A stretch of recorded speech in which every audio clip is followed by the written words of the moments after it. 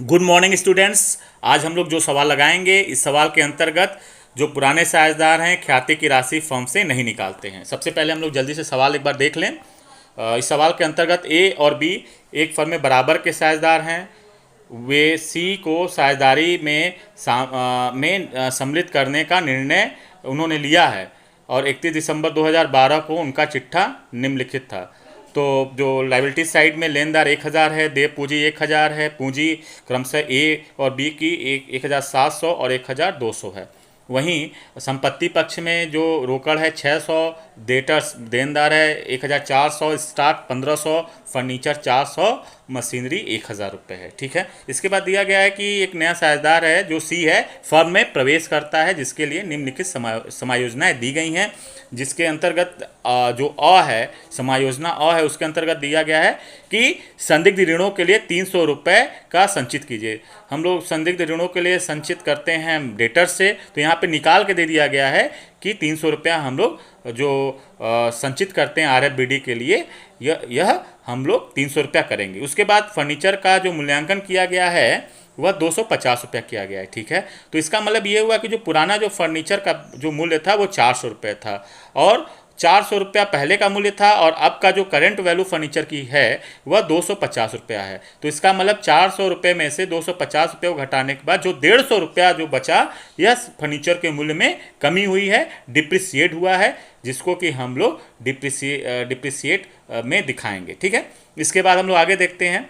एक नई चीज़ इस सवाल में है, आप देखिए 400 रुपये का विनियोग जो कि चिट्ठे में नहीं दिखाया गया है, इसे दिखाना है। ठीक है। हम लोग बस चिट्ठा देख लें। विनियोग आपको पता है संपत्ति है, तो संपत्ति पक्ष में विनियोग नहीं दिखाया गया है। ठीक है। तो इसको दिखाया जाएगा। तो इसको दिखाने के लिए क्या करेंगे, जो 400 रुपया है इसको पूरी राशि से एप्रिसिएशन में हम लोग दिखाएंगे, एप्रिसिएट में करेंगे इसका। ठीक है।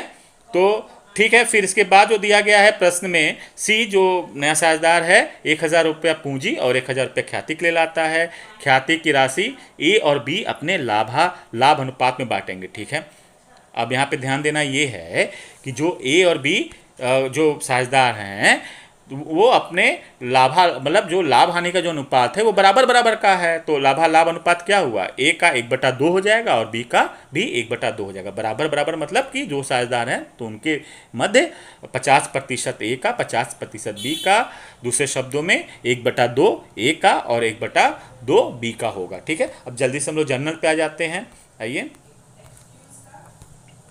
देखिए, जो पहला एंट्री है आपको पता है, पहली एंट्री होती है cash account debit to new partner capital account to premium account. तो यहाँ न्यू पार्टनर कौन है, सी है। तो उसके लिए जो पहली जो जनरल एंट्री होगी वो क्या होगी, cash account debit to C's capital account to premium account being capital and premium brought in by new partner.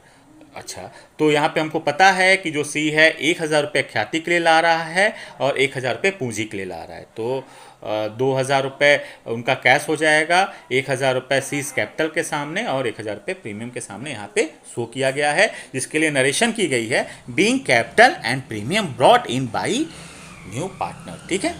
इसके बाद अगला जो हम लोग प्रीमियम को बांटते हैं, तो इसके लिए जो एंट्री होती है वह क्या होती है, premium account DR to A's capital account to B's capital account. अच्छा, ये किस अनुपात में बटेगी, लाभ अनुपात में। लाभ अनुपात क्या है, आधा आधा, 50%, 50% अथवा 1/2 और 1/2। तो 1000 का जो आधा आधा कर दीजिए, 50% या 1/2 कितना होगा, 500 रुपया होगा। तो एज कैपिटल के सामने 500 रुपया और 20 कैपिटल के सामने 500 रुपया यहाँ प्रदर्शित किया गया है और इसके लिए नरेशन किया गया है being premium credited to old partners capital account. ठीक है। यहाँ तक तो आपको पता था। इसके बाद जो इस सवाल की में जो नई चीज़ जुड़ी है कि प्रीमियम की राशि फर्म से पुराने साझेदार हैं वो निकाल लेंगे। तो फर्म में यदि उनके खाते में आप जानते हैं कि यदि कोई राशि जुड़ती है तो उसको क्रेडिट किया जाता है और उनके खाते से जो पुराने साझेदार हैं या कोई भी साझेदार उनके खाते से कोई राशि निकाली जाएगी तो उनका खाता क्या हो जाएगा, डेबिट हो जाएगा। इसलिए जो एंट्री यहाँ पे की जाएगी, आपकी सुविधा के लिए मैंने यहाँ हिंदी में भी लिख दिया है, प्रीमियम की राशि फर्म से निकालने पर। तो इसके लिए जो एंट्री होगी वह A's capital account debit, B's capital account debit to cash. चूंकि ये जो निकालेंगे वो नगद निकालेंगे, इसलिए टू कैश क्रेडिट किया गया है। तो जितनी राशि उन्होंने अपने कैपिटल अकाउंट, प्रीमियम की राशि उनके कैपिटल अकाउंट में क्रेडिट की गई है, उतनी ही राशि उनके कैपिटल अकाउंट से डेबिट की जाएगी। इसलिए 500 रुपया इस कैपिटल में, 500 रुपया बीस कैपिटल में और डेबिट किया गया है। और टोटल अमाउंट जो फर्म से जो निकला है वो टोटल 1000 रुपया निकला है, जिसके लिए जो जनरल एंट्री की गई है वह की गई है बीइंग प्रीमियम विदड्रॉन। विदड्रॉन मतलब निकालना, ठीक है। इसके बाद जो हम लोग अगली एंट्री करेंगे वह क्या करेंगे, रिवैल्यूएशन के लिए। आपको पता है कि रिवैल्यूएशन का अर्थ क्या होता है। रिवैल्यूएशन के अंतर्गत संपत्तियों का जो पुराना मूल्य होता है और नया मूल्य होता है, दायित्वों का भी, तो उसमें तुलना किया जाता है, जिसके आधार पर देखा जाता है कि रिवैल्यूएशन से प्रॉफिट हुआ है कि लॉस हुआ है। सबसे पहले एक बार हम लोग प्रश्न को दोबारा एक बार हम लोग देख लेते हैं। आइए देखिए, यहाँ पे जल्दी जल्दी देखते हैं कि संदिग्ध ऋणों के लिए 300 डायरेक्ट दे दिया गया है। तो आरएफबीडी क्या हुआ, मतलब डेटर्स में से कम हो जाएगा, तो इसको कहाँ दिखाएंगे, डिप्रिसिएटेड में दिखाएंगे। फर्नीचर का मूल्यांकन 250 रुपया किया गया है, पहले 400 था, अब वैल्यू 250 रुपया है। तो इसका मतलब जो अंतर है 150 रुपया फर्नीचर के मूल्य में जो कमी हुई है, इसको भी डिप्रिसिएटेड में दिखाएंगे। चूँकि एक नया जो एसेट्स है, विनियोग है, संपत्ति फर्म में, इसको आपको दिखाना है, तो पूरी की पूरी राशि जब कोई नई संपत्ति को दिखाई जाती है तो उसको एप्रिसिएटेड में दिखाया जाता है, ठीक है। तो इसको हम लोग जनरल एंट्री कर लेते हैं। तो यहाँ पर आप देखिए, पहली जो जनरल एंट्री है, मतलब अभी जो डिप्रिसिएट के लिए की जाती है वह है revaluation account debit to RFBD account to furniture account being assets depreciated.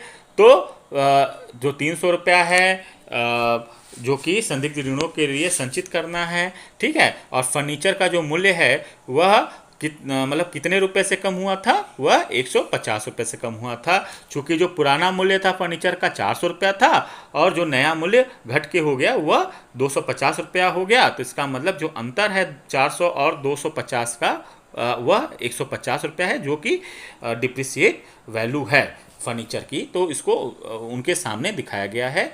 तो जो जनरल एंट्री की गई है वो की गई है revaluation account debit to RFBD account to furniture account being assets depreciated, ठीक है। अब आगे हम लोग बढ़ते हैं, जैसा कि मैंने आपको बताया था। और देखिए, मैं यहाँ पे इस चीज़ को मैं मेंशन भी कर दिया हूँ। यदि कोई संपत्ति चिट्ठे में नहीं दिखाई गई हो और उसे दिखाना हो तो वह पूरे मूल्य से निम्नलिखित, मतलब इसके लिए पूरे मूल्य से जो लेखा किया जाएगा वो लेखा किया जाएगा investment account debit to revaluation account being assets shown in the book. तो जो इन्वेस्टमेंट जो विनियोग है, इसकी राशि को बैलेंस शीट में दिखाना है, वो 400 रुपये से दिखाना है। तो यहाँ पे इसको शो कर दीजिए। तो investment account debit 400 rupees to revaluation account 400 rupees being assets shown in the book, ठीक है। यह मतलब ये जो लेखा है इन्वेस्टमेंट के लिए किया गया है। इसके बाद हम लोग रिवैल्यूएशन के जो कि डेबिट पक्ष और क्रेडिट पक्ष, मतलब इसका मतलब ये हुआ कि जो एप्रिसिएट वैल्यू है और डिप्रिसिएट वैल्यू है उसके तुलना के करके हम लोग देखेंगे कि रिवैल्यूएशन में लाभ हुआ है कि हानि हुआ है, ठीक है। यहाँ हमारे सामने स्क्रीन पर है, आप देखिए।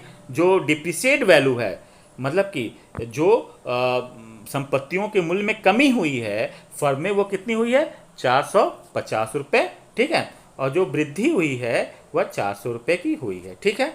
तो इसका मतलब ये हुआ कि 450 रुपये की कमी हुई है और 400 रुपये की वृद्धि हुई है।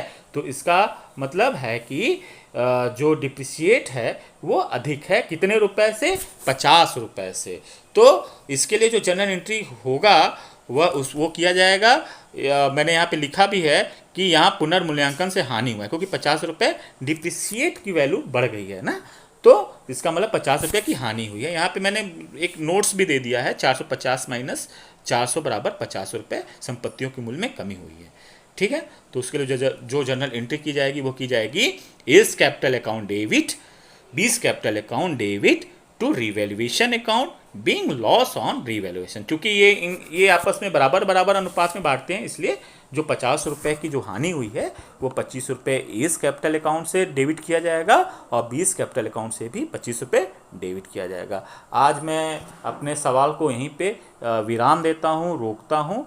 कल मैं इसके बाद जर्नल और ब्लेजर और बैलेंस शीट मैं इसके बाद करवा दूंगा आपको, ठीक है। तो आज हम लोग यहीं पर इस सवाल को विराम देते हैं। आप लोग को बहुत बहुत धन्यवाद।